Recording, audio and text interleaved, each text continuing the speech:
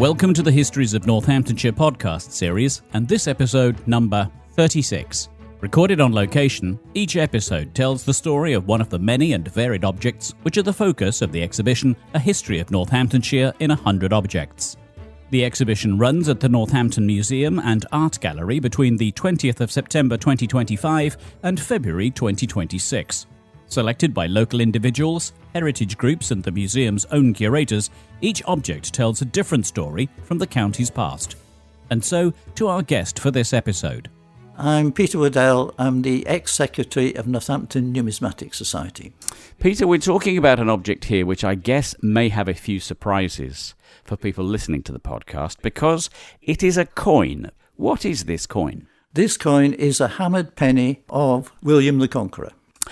William the Conqueror brought coinage with him, or was this coin made here? No, William the Conqueror didn't bring coinage with him. He took over the system of coinage that had existed in England. So coinage has been used for a long time before he arrived. This was nothing new to the people of the community. No, there was a unified coinage in England for an extremely long time, probably from the 8th century onwards. Now, we're used to seeing, we call them coppers, 1 penny pieces. Yes. This is a penny piece, but it's not copper. No, it's silver, and it's made by a special process called hammering. Where was it made? This coin is actually made in Northampton.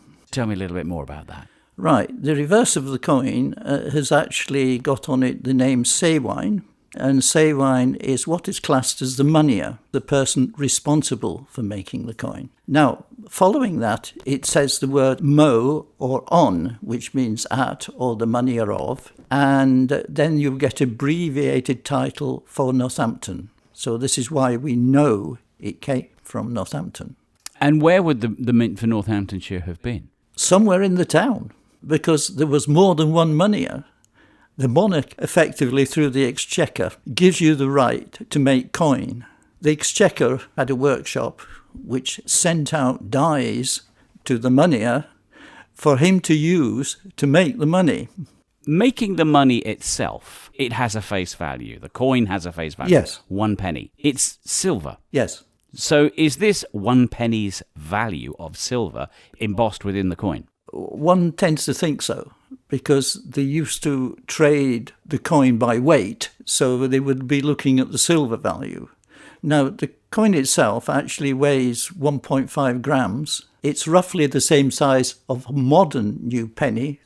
If you had to actually go and look at the bullion value now, because it's 95% silver, it actually represents a value of about £1.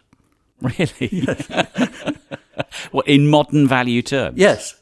So, did we have coinage in terms of pounds, shillings and pence in the era of William the Conqueror? No.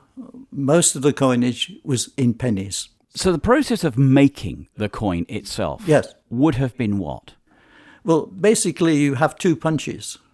One is mounted probably in a block of wood at the bottom, and the other one is handheld.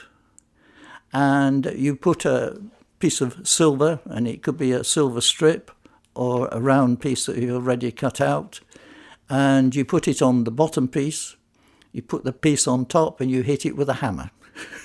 That's why it's called hammered coinage. Okay. The money that's made goes to something called the Exchange, and the Exchange is another office governed by the Exchequer. And this takes in old money and issues new money, but it also takes in foreign money, scrap silver, and silver from the Exchequer itself. Obviously, the people make a profit making the money.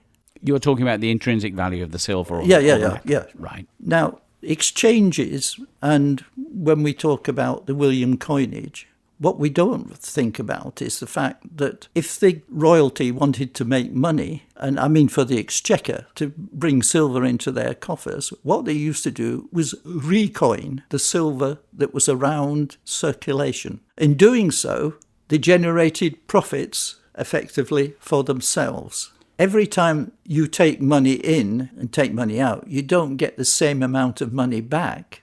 There's a charge for doing it, and that charge goes to the Crown. But the coin is being made here in Northampton. Yes. So who's making the money in the process of making the coinage here in Northampton? Well, there is an exchequer as well, an exchange in Northampton. How many exchequers are there in the country in the time of William the Conqueror? Probably about 30. Good heavens. Because you've got to have effectively the same coin being produced at different sites, so you've got a uniform coinage all over the country. So let's take this back to the starting point. You've got somebody who's making a coin, who's been authorised to do so by the monarch of the day, in this case, William the Conqueror, who has taken on an existing coinage process from the days of Harold II. Yes. That person is making the penny, but is making the penny under, effectively, a licence. Yes. The administration of that process, knowing how many coins are in circulation, knowing where the coins are in circulation, and then them heading to one of 30 exchequers and ultimately the monarch of the day, the administration of that must have been a nightmare. Yes, I'm sure it was. And I should imagine William the Conqueror was very keen to get money in his coffers because he had to build all the castles, he had to build all the cathedrals, he then had to fight wars in Scotland and Wales. And in the meantime, everybody else needed to trade in those coins too. Yes, and you will find that most of the legal charters refer to the fact that you had to trade in coin of the time. So if the time came to a close, what happened to the coins? Did they become worthless? Well, one presumes they must have had a bullion value, but who accepted them, I don't know. From what you say, Peter, it seems as though the modern-day issue of notes and coin that we now have is far, far simpler. Yes. How did all of these processes coalesce? Because it sounds as though the minting of coin here in Northampton and other places as well, that obviously would have come to an end. So for the craftsman making the hammered coin, his role would have come to an end. Yes. When did that sort of separate process end? Well, in Henry III's time, they had a slight problem with their coinage in the sense that people were actually cutting bits off the coin. Oh, right. What they decided to do was to put a long cross on the reverse of the coin so that you would know it'd been cut. In 1249 and 1250, they opened the mints to do a recoinage to replace the old coinage. And this was the last coinage that was actually struck in Northampton. So would that in its own right would have been the end of a certain time then? Yes. And everybody would have moved on to a new kind of coinage? Yes. To do that, they opened 16 provincial mints, and Northampton was one of them. And they actually had 4 moneyers responsible for striking of the coin. It's a fascinating insight into something that we now take very much for granted. Indeed, we're moving towards a cashless society. In our era, cash is electronic. In that particular era, cash was a very, very different thing. Yes. So the ownership of coin would have been a transient thing because people would have traded in it. Would people have actually had savings as such? Well, we find small hoards, which are equivalent to savings, yes. And the metal detectorist finds on various sites, finds coins, yes. Which means that if you were doing trade, presumably, you'd have to walk around with quite a large bag of coins. If in those days, trade was expressed solely in pennies. Yes. We needed bigger denomination coins. And as time went on, we got them. Yes. Peter, what's your sense about where this puts Northampton and Northamptonshire as somewhere where individuals hammered out coins, but ultimately there was the Northampton Mint?